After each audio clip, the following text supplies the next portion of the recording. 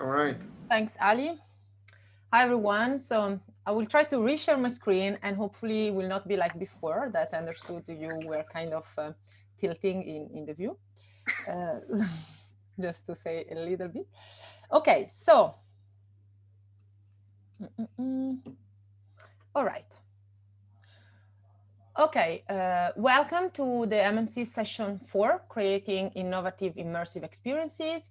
I see the author already there, so feel free to unmute yourself already. MMC's number 4 is the Slido room, so feel free to post any question even now since they are displayed live. We will have about 6 minutes for each paper. We will have a quick 1-minute elevator pitch plus Q&A for this paper, and then we proceed to the other one and so forth till the end. Just to give you an overview on which are the papers you are going to see, we are going to have flocking-based live streaming of 360-degree video, and it will be presented, or at least the Q&A session will be tackled by Li-Yang Sun from New York University.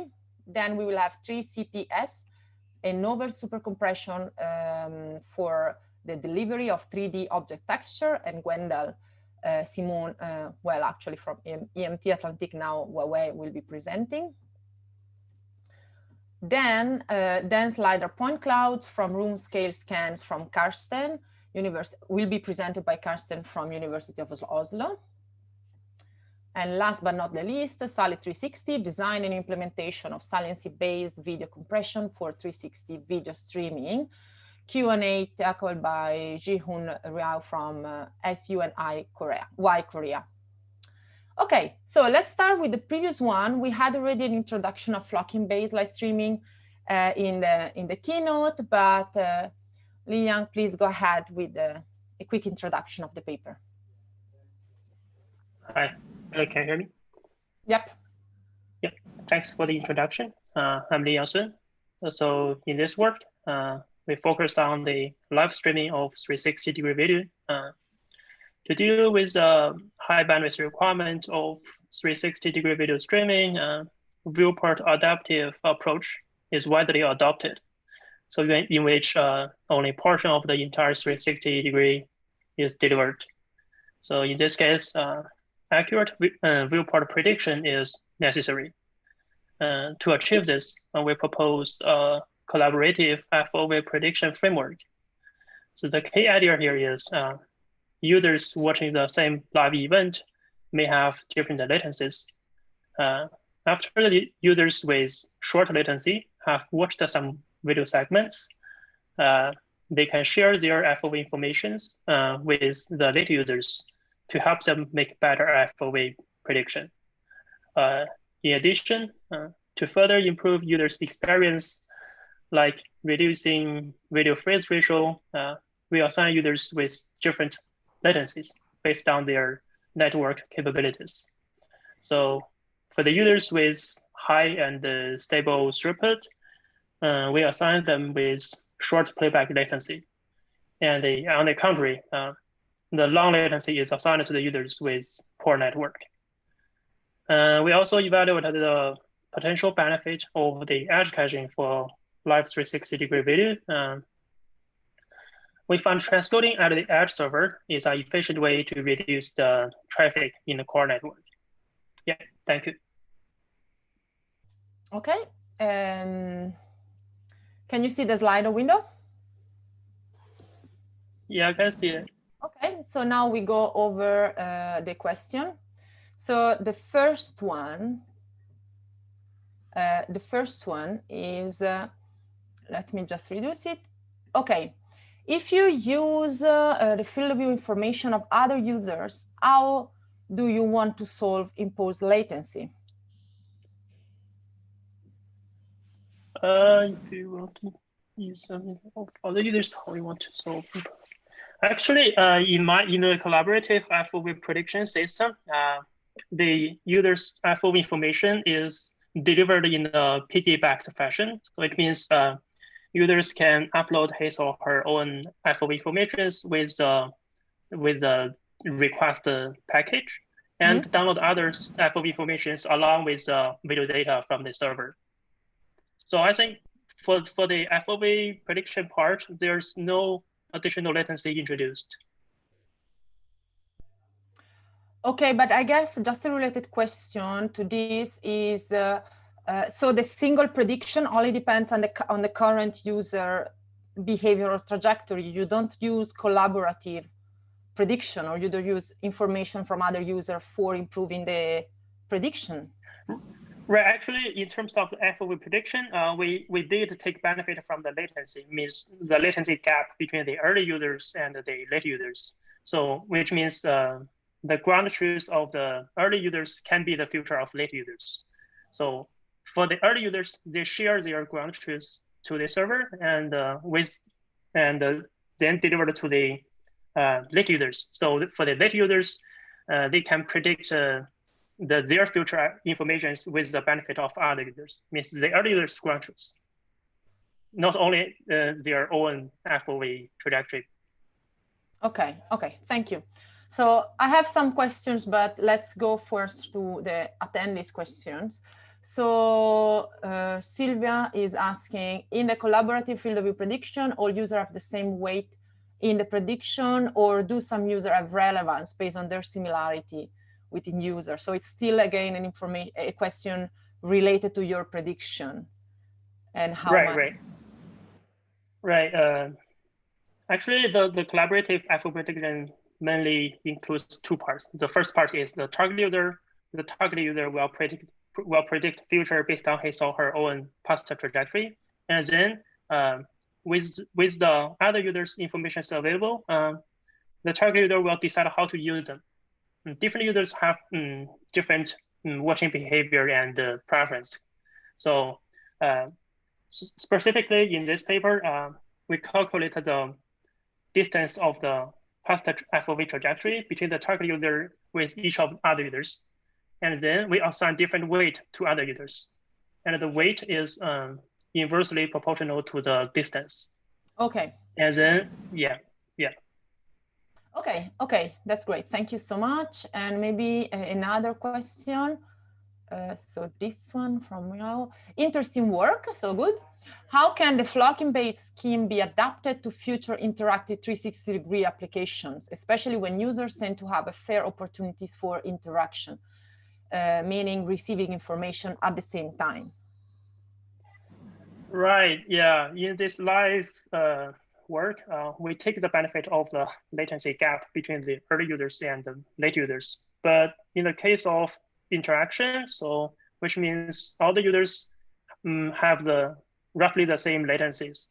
So this latency gap disappear. So one way I can come up with is maybe each user still operate a self-prediction, which means each user predict the future based on their each of them's own past FOV, and what they shared is not the ground truth. Maybe they share what they predict in future, and then the user can. Yeah, the only difference is what shared in the system is not the ground truth, but what they predict. And for each of the users, they can still use similar way to decide how to use others' prediction. Yeah, that is one way I can come up with. Okay, thank you so much. We might come back later, but now let's go to the second paper.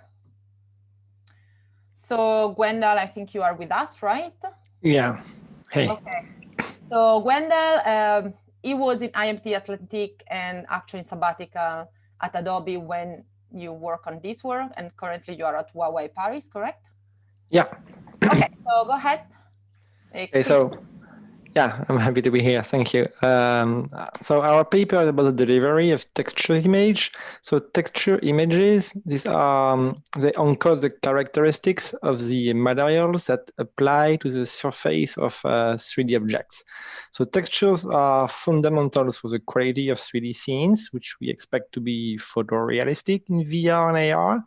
And so last year, when I was at Adobe, we studied texture images and then IMT2, and we realized that part of the compression problems come from the fact that these images need to be decoded in GPU with a specific requirement, which is the random access.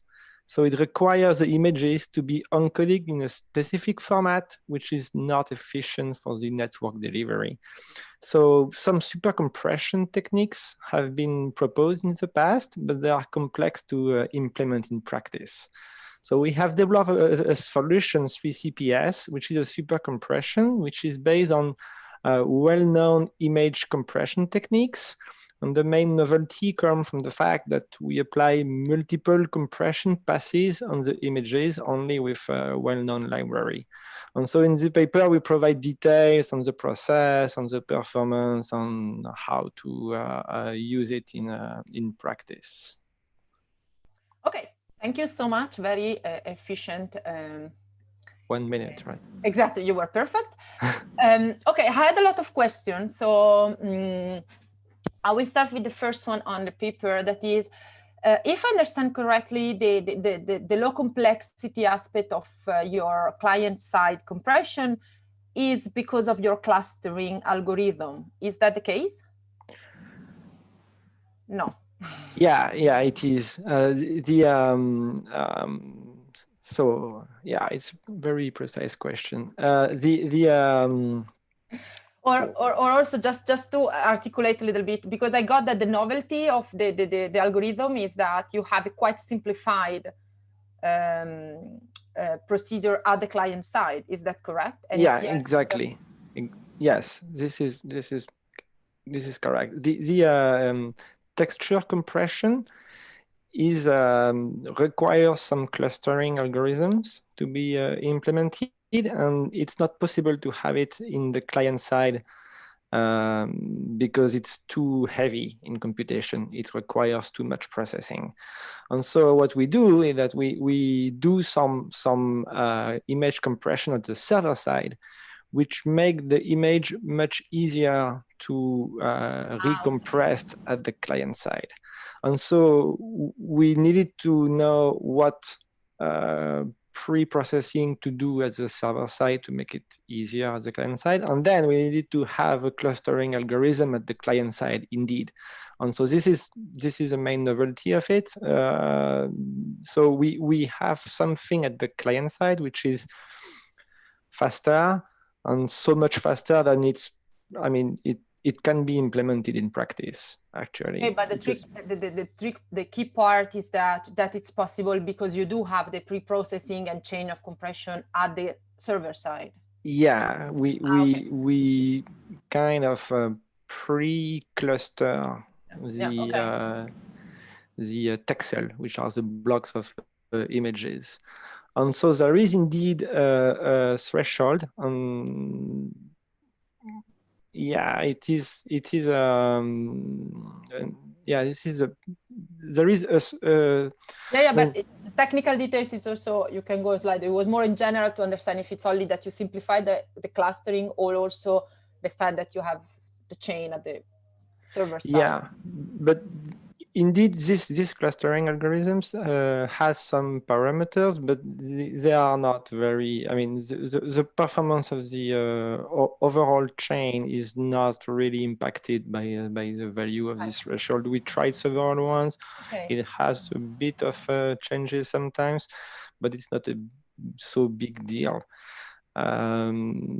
Because it's just to know how many colors I will have per texel. And so most of the time it's 4, but we have a threshold because sometimes it's a little bit less than that. So, but it doesn't have an impact, or it just have a very local impact. Okay, thank you so much. I have another question, but let's first go to the audience one. So how much bitrate overhead brings random access compression? Well, if you take the most popular and the most used textures compression algorithms, it has 4 bits per pixel. And the regular image compression techniques, they have less than 1. So it's kind of 4 times more bit for the encoding of textures.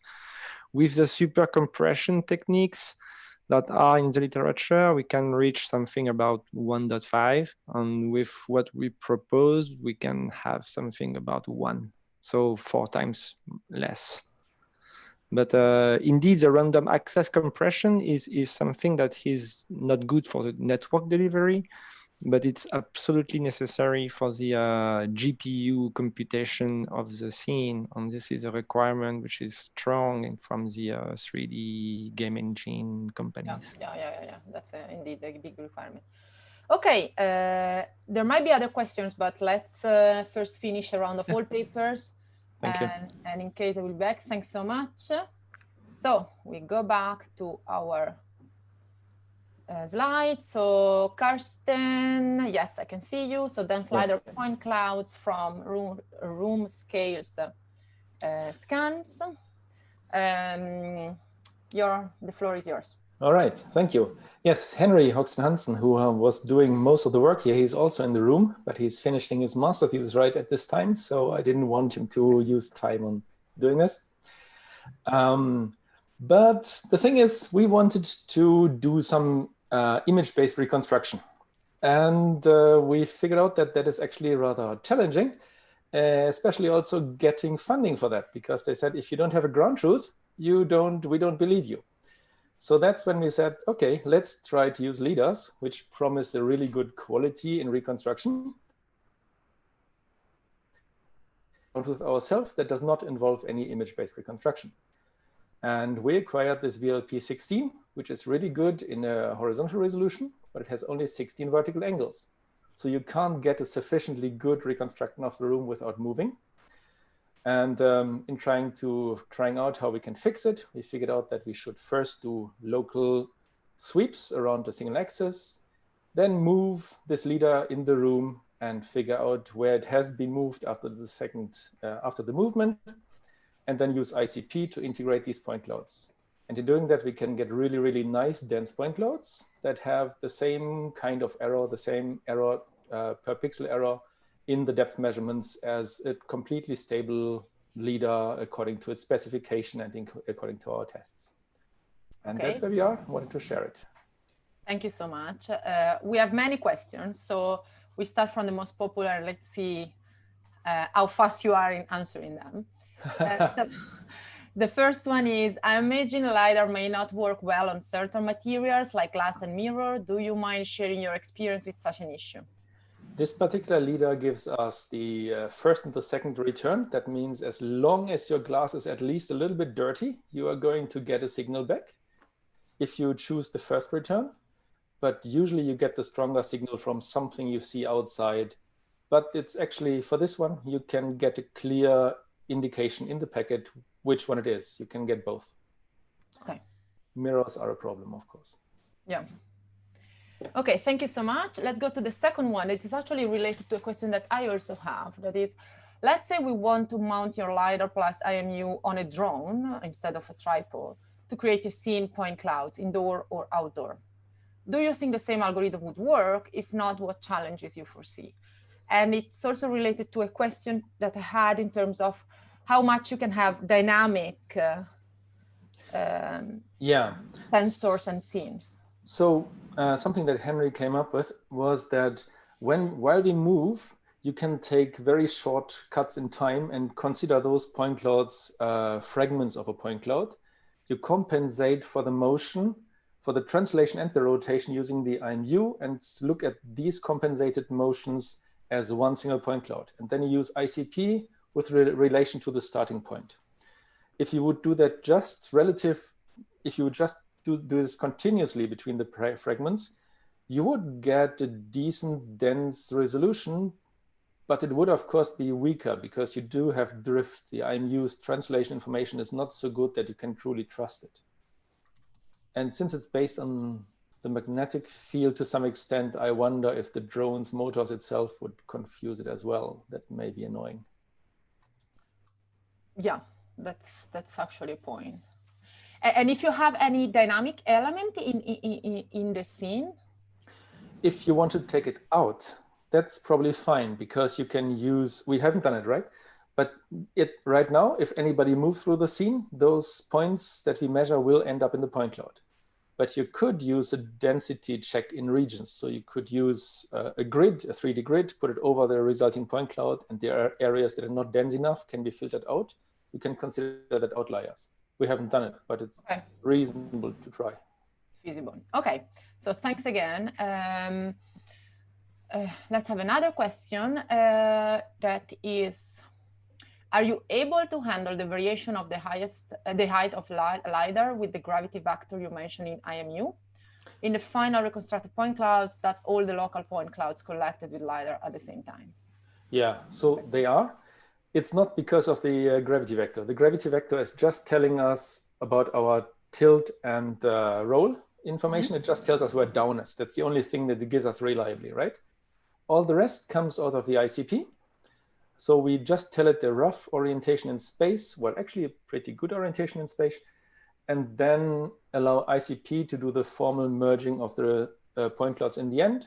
And in the previous version, it wasn't possible, but in Henry's solution, it will handle height pretty well. Okay, so thank you so much. We stop here for the moment to also have enough time for the last speaker. Thanks, Harry, and thanks, Carson.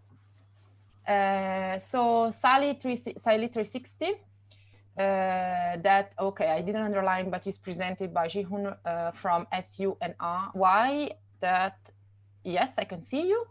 Okay, so can you have your introduction, please? Okay, can you hear my voice? Perfectly. Okay, so thank you. This is Ji-Hoon Ryu from SUNY Korea, the state of New York. Okay, so today I'm talking about Sally 360. Sally 360 is about video encoding, and Sally embraces users' unexpected head movement, and Sally leverages established streaming service, especially buffering and streaming service. I was fascinated by the pyramid encoding by the Facebook research, then started working on this for a while. Then I found that pyramid encoding and most of the 360 VR contents are hard to buffer. It is because in case users start to move in buffered frame, whole estimation is not valid. It is because 360 VR contents are too large for live streaming. We have to compress it heavily. And by doing this, we have to estimate users' movement. So through the research, we have improved the pyramid encoding by the Facebook, and now we call it a Sally 360.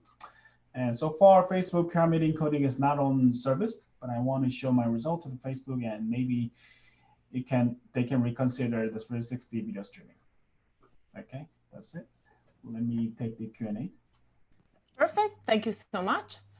So let's go to the first one, that is Sally 360.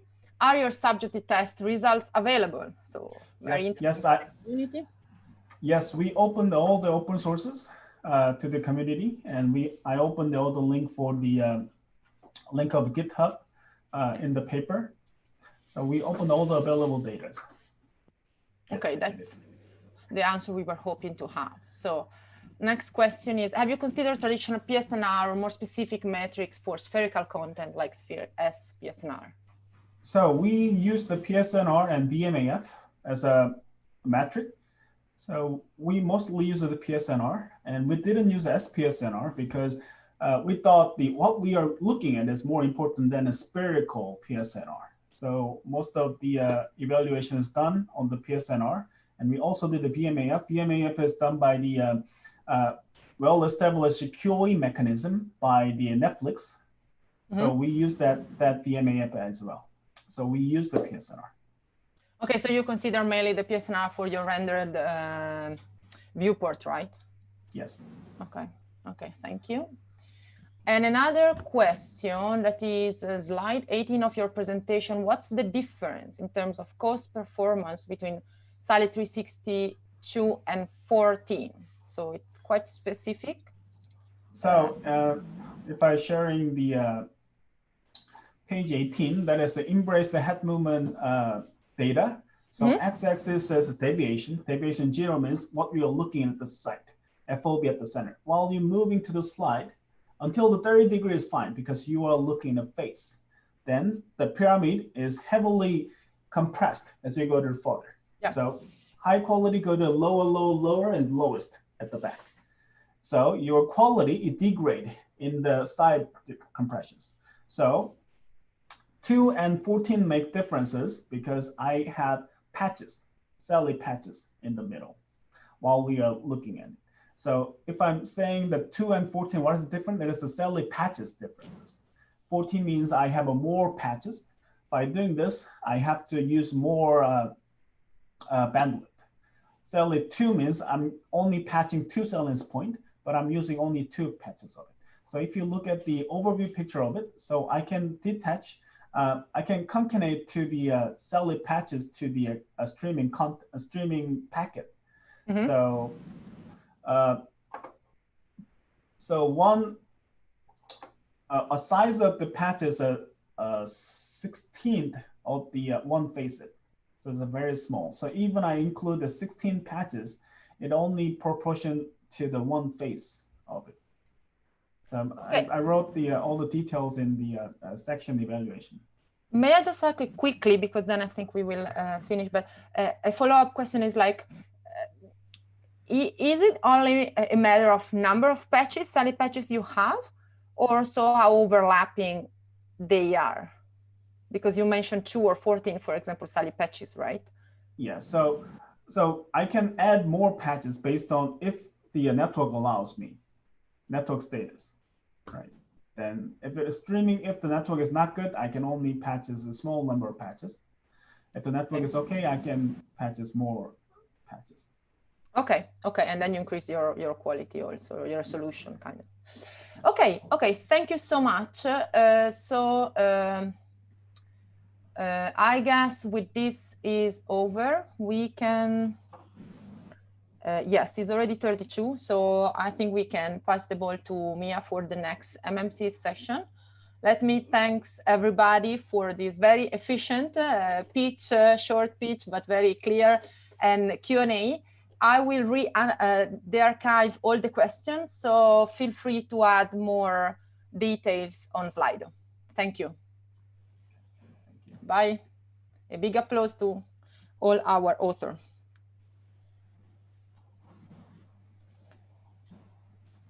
Okay, Mia, you can unmute and go ahead. Okay. So, okay, let me share my screen first. Oh, yeah, I need to have the ability to share my screen so that I can. Okay, Ali needs to. Yeah. Okay, now you can. Go ahead. Yeah. Okay, so.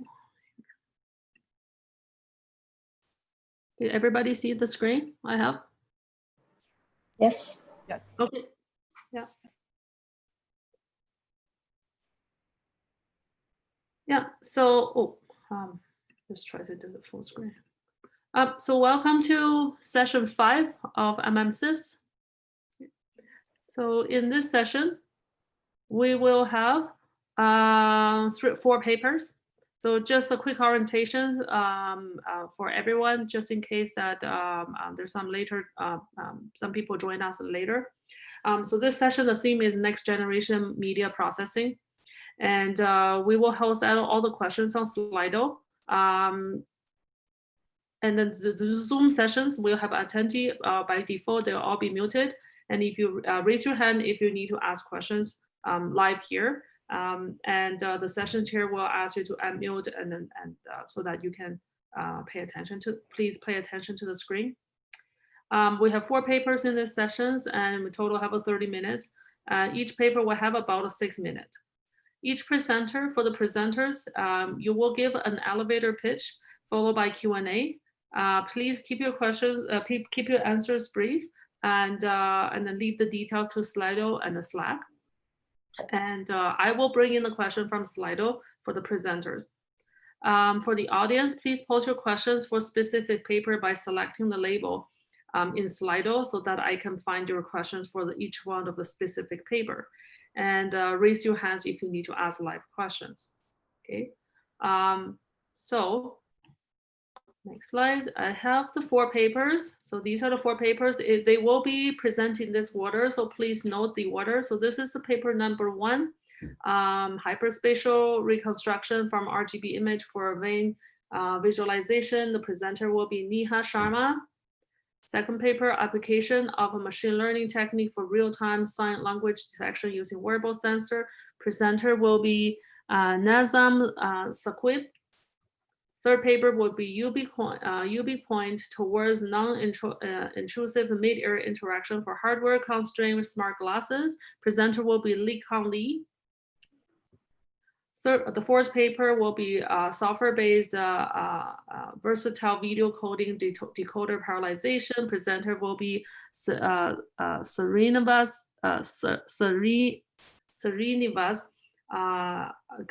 Sorry for the name. Gadumastu. So that will be the four presenters, and then we'll be presenting in this order. So you may know the paper numbers and to leave your questions in Slido. Okay. So I will hand it over to our first presenter. Our first presenter, Neha Sharma. And I'll stop sharing my screen. Yeah, yeah. Please go ahead. Yeah. Thank you. We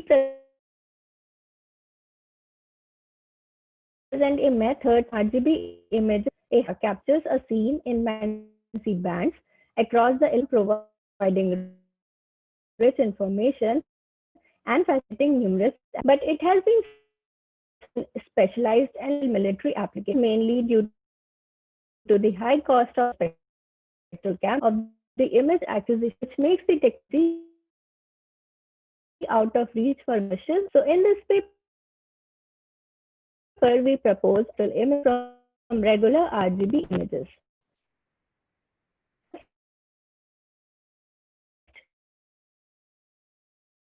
To produce hypervisual, developing a human vein visualization is only regular set of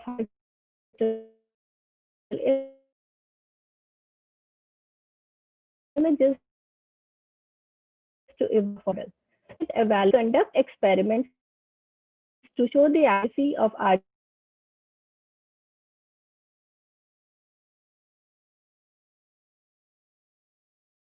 method as well as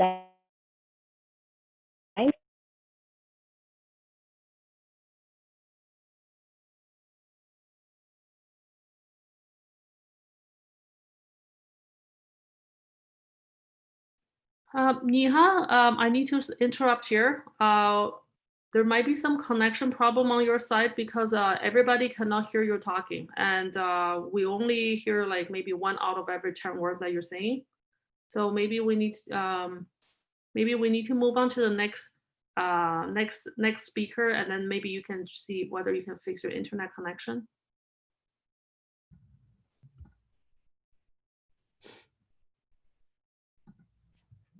Hello, Neha, can you hear us?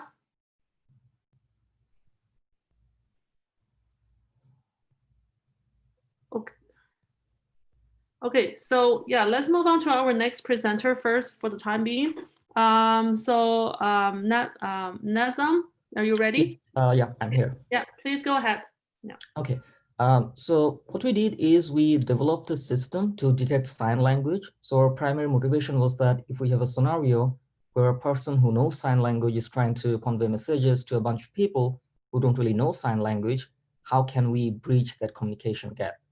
So we did that using data gloves. So we designed our own data glove, and data glove is basically a glove with a bunch of sensors attached to it. And we collected data from the data glove. We trained a model, and one of our primary goals was to make our system portable. So we wanted it to be applicable in resource-constrained devices too, such as microcontrollers. So what we did is we trained our model separately, let's say in our personal computers, and then put the model in our microcontroller. So yeah, that's pretty much our whole application. So we have an end-to-end system, starting with the design of the data glove and collection of data, training of the model, and final deployment. Yeah, I think we can take questions.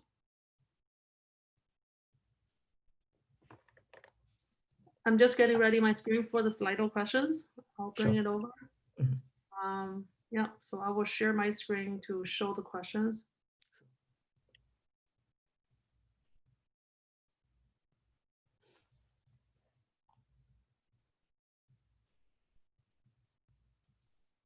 Okay, so I just trying to know which one. Okay, so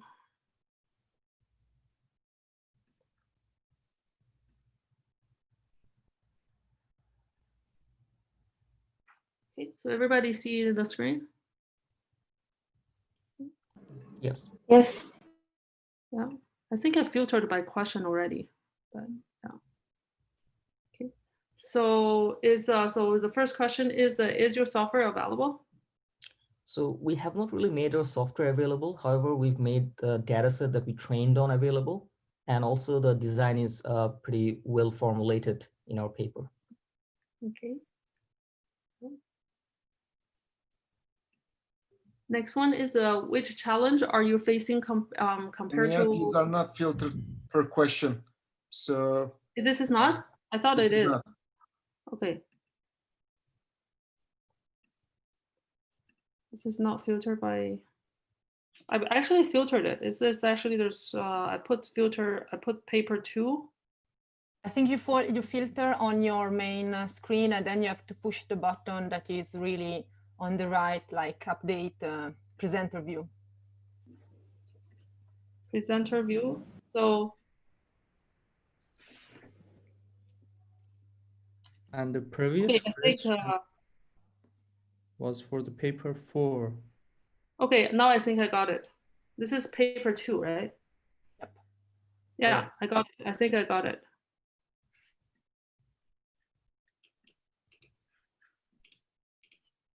Here we go. These are. So yeah, so now here's the, sorry. So here's the first question. Does the pre-processing step consider also the possibility to lose one of the sensor signal? Or in general, if it happens, is it still possible to recognize the different signs? So in short, the answer is no, we're not going to be able to recognize the different signs.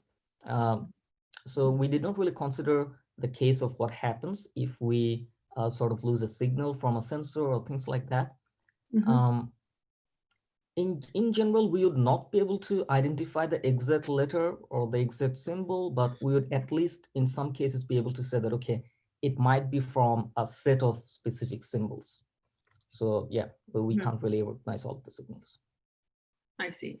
Okay, thank you. Next question. This is pretty cool application. I'm curious whether the speed of the person speaks is critical. Can you cope with different speed? Thank you. So we can cope with different speeds. So there are 2 ways that we can do so. One is to kind of vary the sampling rate at which we are reading values from the sensor. And another way would be we have this sort of thresholding mechanism going on, and we can actually set the values of those thresholding values depending on the user's speed. However, what we did not do is sort of stress test in the sense that how fast can a user be? So perhaps that's something that we can do later on. Yeah. So that's like future work, right? Future work. Okay, thank you. Next question. And does the accuracy depending on the specific language, American, Bengali, or Turkish, etc.? Right. So in general, what we've tried is we collected data of American Sign Language and Bengali Sign Language. We trained our model on those 2, and we found that the accuracy was around 96% in both cases. So what we believe is that if we also train for Turkish, then probably our accuracy would be on par. So it basically depends on whether we've trained enough data on that particular language. I see. So basically, this model is more general, like it has the potential of picking up more languages. Right.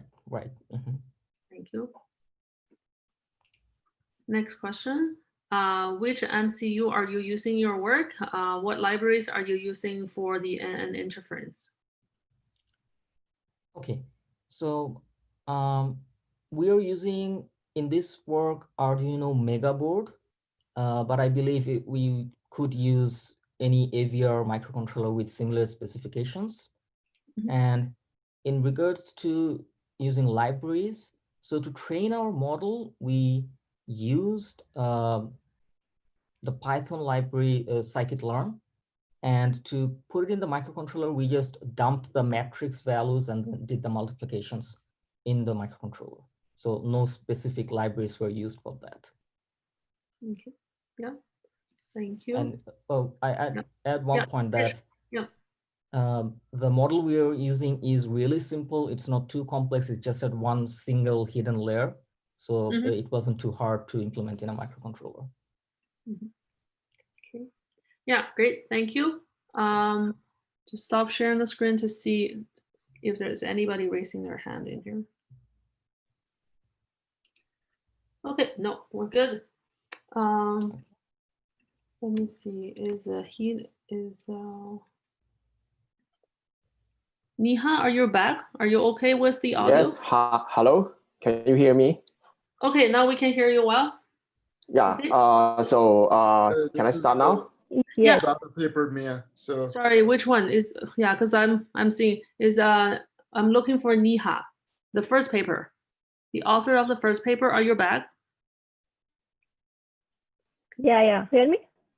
Okay, now we can hear. Can you let's try to have your sorry link us. So you're number 3. So now we move back to paper number 1. So if you have more questions for paper number 1, please make sure you leave questions for paper number 1 right now.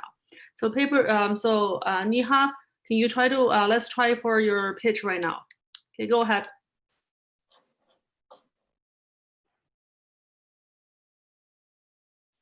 Yeah.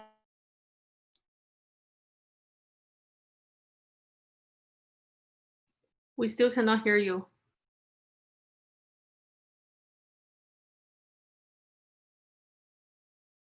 Hello? Hello, is it my turn? Not yet. Niha, well, I guess Niha is still we cannot hear her. So you know what? Let's get started with paper number 3 now. So let's start with paper number 3. Niha might still have some connection issue. So go. Okay. Yeah. Go ahead. Yeah. Hello, I am Paul Leaf, a postdoc researcher at the University of Oulu in Finland. And in this paper, we present a system solution, UbiPont. It is designed for gestural interaction in mid-air, just using your bare hand. And it's designed for the low-end smart glasses, because we see the market, most of the smart glasses, except the high-end HoloLens, they have very low computation power, and they have limited battery life. So we design an algorithm called algorithm. It is lightweight, non-intrusive, seamless for this purpose. And one of the features is that UbiPort does not rely on any additional sensor except the embedded monocular camera in the smart glasses, which is the standard and common sensor in the smart glasses. And we tried to implement UbiPont on the Google Glass and Mac Gaze in the paper. As shown in our results, we can help the user to improve their user performance significantly. And now we can move on to the Q&A session. Thank you. Okay, thank you. Yeah, so I'm gonna bring up the questions.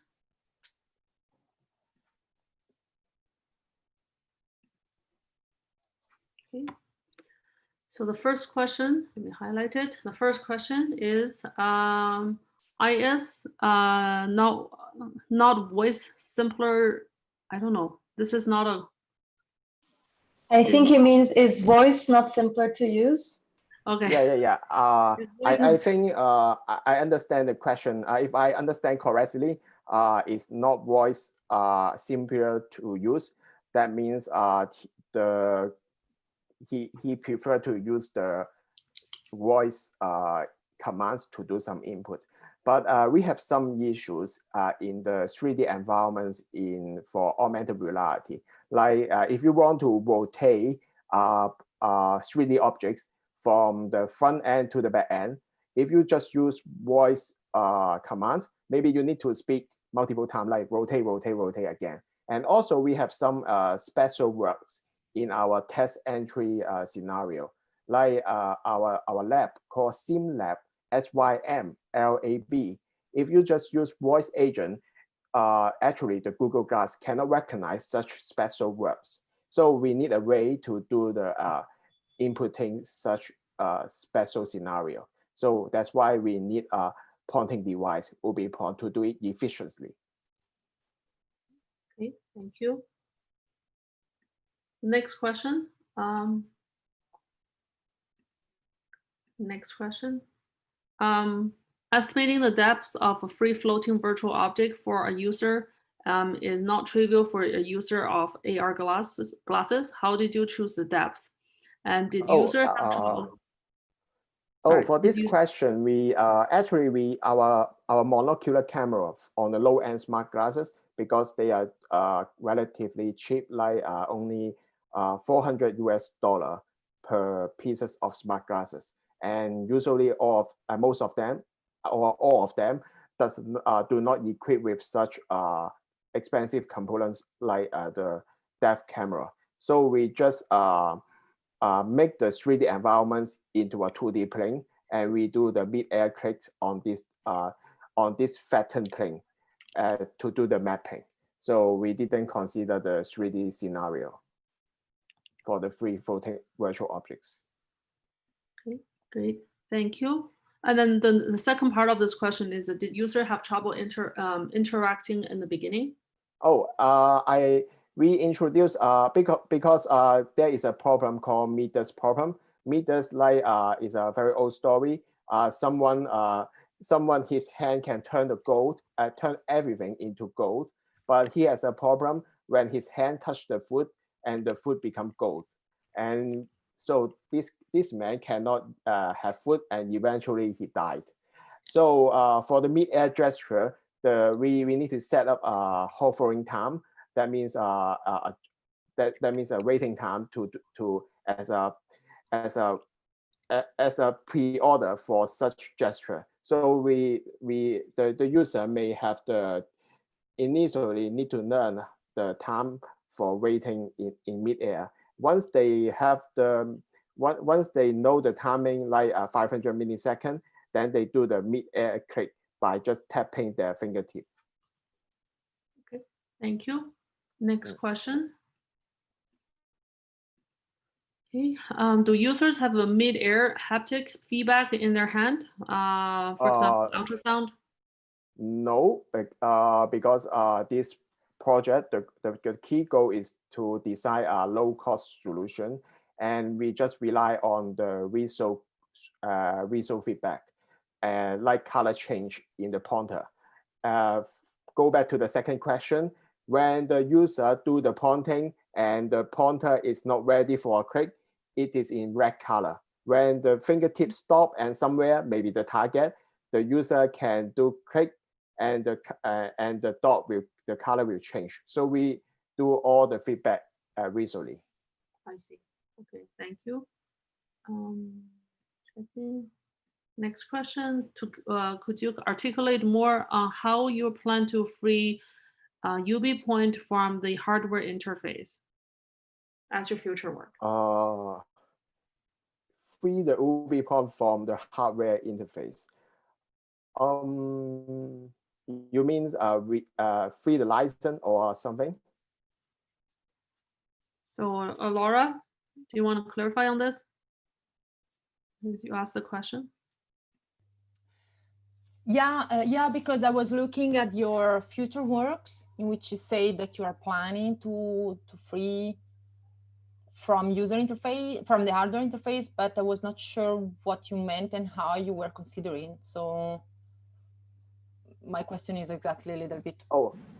If we don't have the plan to free the UbiPoint license, because currently it is a licensing project in the university, and we may next step do a contractual research later on. But if you mean that we can explore the other possibility on the UbiPoint, actually we plan to use UbiPoint as a pointing device with mid-air gesture. But we find out that UbiPoint in the mid-air interaction may be a little bit slow. And if you read the paper, and you may find out we have two modes.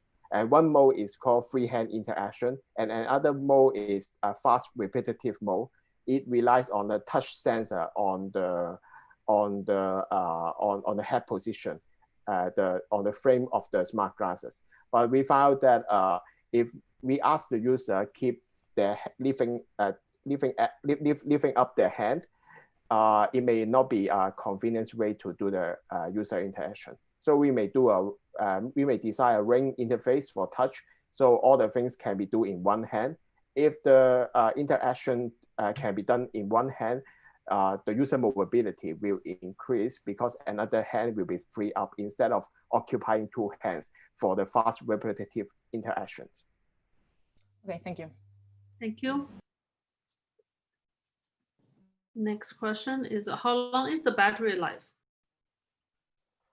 Battery life is because the battery on the smart glasses is very low, so it is 60 to 90 minutes only. Okay. Are you looking at like prolong the battery lifetime or? Oh, because we have the license with the industrial partner, and their plan, I mean, their actual implementation in the real life scenario is connecting to the smart glasses with external battery. And so they can use it for several hours. And once the external battery died, then it switched to another. So the worker or the labor can continue their work for whole day, like 8 hours. Okay, good. Yeah, thank you. Yeah, so I think this is all the questions we have so far for this paper. So thank you, Ling Han, for the presentation. Okay. Let's move to paper number 4 first. Srinivas, are you ready? Yeah, thank you. you. Please go ahead. Yeah, sure. Today I'll be presenting a little overview of our work on software-based versatile video coding decoder parallelization. The VVC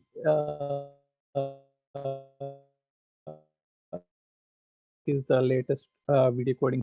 The complexity of the VVC decoder is enormously high compared to HEVC or other previous standards. So the basic idea is to achieve the real-time performance using the versatile the VVC decoder using various parallel processing technologies. And we achieved this on a real-time performance on a multi-core platform for a 4K and 1080p bit streams.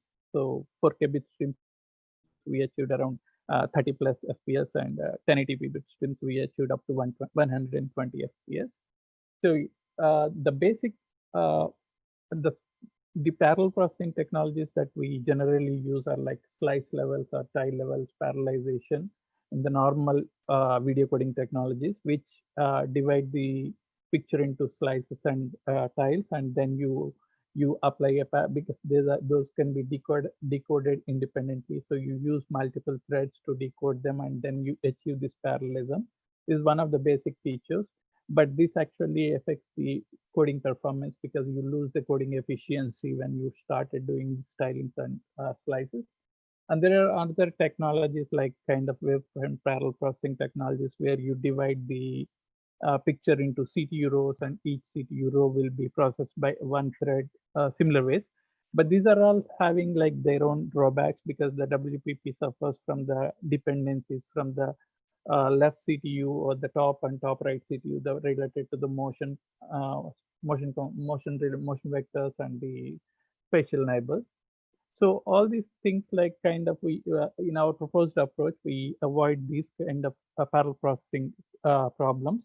So we basically used 3-level parallel processing technologies. One was like a kind of a Quebec decoding and the rest of the slice decoding. So we parallelize the Quebec decoding process and the rest of the slice decoding process in such a way that they both go independently, but albeit like for a different picture. So let's say picture n is going the Quebec decoding, picture n minus 1 and n minus 2 in the decoding order will be going the Quebec decoding process. So this way we will nullify the Quebec decoding process time almost 0. And the this is the first level parallelization. The second level parallelization is the slice inside the slice decoding process. Usually the slice decoding process happens like each CU after CU based on intra prediction. So in this case, what we did is like a kind of, we divided the whole process into like first the motion vector components derivation, and then the inter reconstruction, and then only the intra reconstruction, because the inter reconstruction, it only solely depends on the the temporal reference pictures, and we already have them. So we can you can use like kind of multiple threads and achieve better parallel processing techniques. So this has actually given a lot of better performance compared to using like a kind of CPU, a CU after CU, doing like this and that, or the WPP parallel processing technique. And then the loop filtering process, we use the similar kind of technology where like kind of each CPU will be processed, or a group of CPUs will be processed by a single thread, and like multiple threads can run in parallel to achieve the real-time performance. So this one we implemented on a VTM, the VVC test model VTM 5.0 software. We also tested it on VTM 8.0. Right now we currently are working on the VTM 8.0. And overall, for a class A bit streams, we achieved 30 to 35 FPS, and class B like somewhere around 90 to 120 FPS for different bit rates. Yeah, thank you. Thank you. Thank you. So we have two questions so far. Which challenge are you facing compared to the hardware decoding? The challenges faced in on the software decoding is like, because the number of threads usually available in the software decoders are like, on the CPUs are like very less compared to the hardware decoders, because when it comes to the loop filtering process, let's say adaptive loop filtering, you will have like a kind of, in a 4K bits, in a 4K you will have like around 512 CPUs and many more CUs. So in this case, right, the ALF, adaptive loop filtering, can be applied in parallel by a 4x4 pixel area.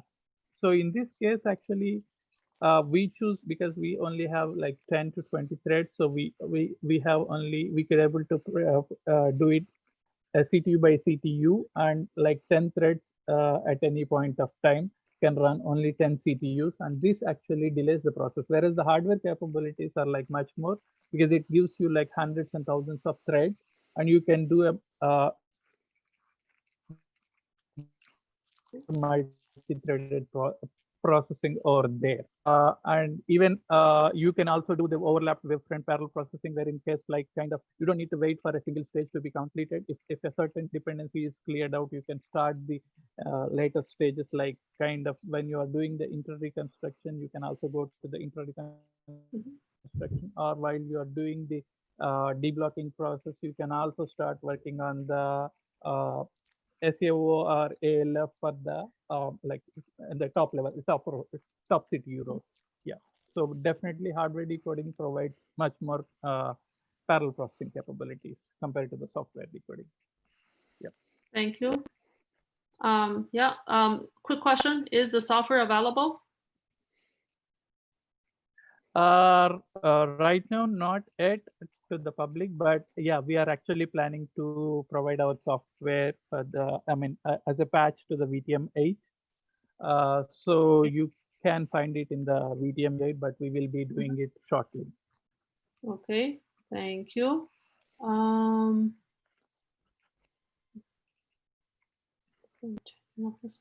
not sure. The next question is from Ali. I'm not sure if this is related.